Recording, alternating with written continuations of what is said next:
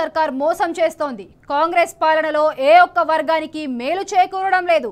కాంగ్రెస్ సర్కార్ అంటే నాయి బ్రాహ్మణులు, లాండ్రీ షాప్ ఓనర్లు ఓ రేంజ్లో ఫైర్ అవుతున్నారు.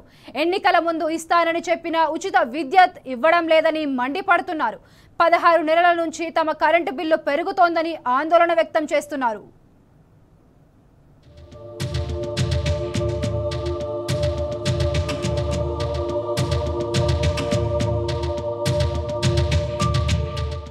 రేవంత్ రెడ్డి 16 నెలల పాలన అబద్దాల పునాదుల మీద సాగింది. ఇచ్చిన ఏ ఒక్క హామీ నెరవేర్చలేదు. కాంగ్రెస్ పాలనలో మోసపోయామని నాయ బ్రాహ్మణులు రజక వృత్తి చేసేవారు వాపోతున్నారు. బీఆర్ఎస్ హయాంలో షాపులకు 250 యూనిట్ల వరకు ఉచిత విద్యుత్ ఇచ్చేవారని గుర్తు చేశారు. జీరో బిల్లు రావడంతో తమకు మేలు జరిగిందని వివరించారు. కాంగ్రెస్ సర్కారు మాత్రం తమ పట్ల నిర్లక్ష్యంగా వ్యవహరిస్తుందని మండిపడ్డారు.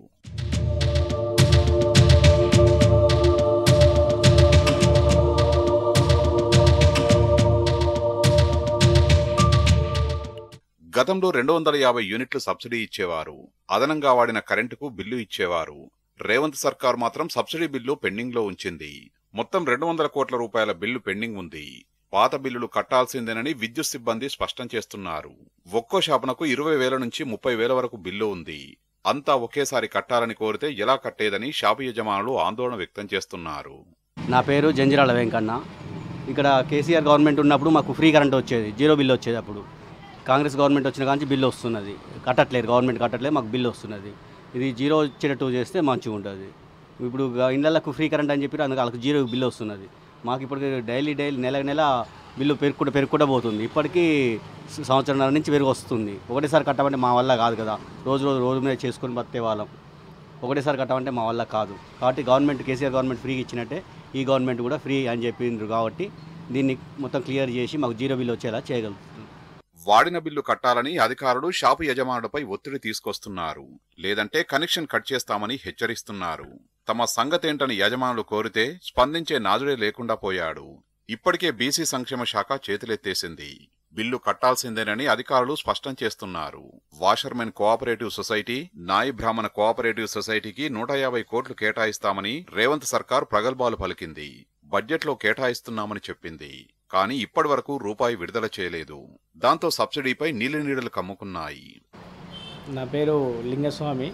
ఈ కటింగ్ షాప్ అయి నల్గొండలో చాలా వరకు బిల్లులు వస్తున్నాయి. టీఆర్ఎస్ ప్రభుత్వం ఉన్నప్పుడు జీరో బిల్లు అని పెట్టారు. ఇప్పుడు ప్రభుత్వం మారిన తర్వాత అదే బిల్లు కంటిన్యూ చేస్తారు. దగ్గర నెలకు 10,000 కిరాయి కట్టుకోవాల్సి వస్తున్నది. మడి గంటలు వచ్చేస్తే మళ్ళీ అలాగే ఇది కరెంటు బిల్లు అని చెప్పేసి ప్రతి నెల యాడ్ అవుతున్నది. ఇప్పుడు 30,000 40,000 అని వస్తున్నది, పెండింగ్లో ఉన్నది. ఇప్పుడు గవర్నమెంట్ జీరో పెట్టట్లేదు, దాన్ని కూడా జీరో చేయాలి. ప్రతి నెల జీరో చేయాలి, పెట్టాలని మేము గవర్నమెంట్ని కోరుకుంటున్నాం. మళ్ళీ గవర్నమెంట్ ఇప్పుడు అలాగే వచ్చేస్తే కరెంటు వాళ్ళు మీ షాపుల కాడికి వచ్చేసి బిల్ కట్టాలి, లేకపోతే కరెంటు కట్ చేస్తామని చెప్పేసి మా మీద ఒత్తిడి చేస్తారు.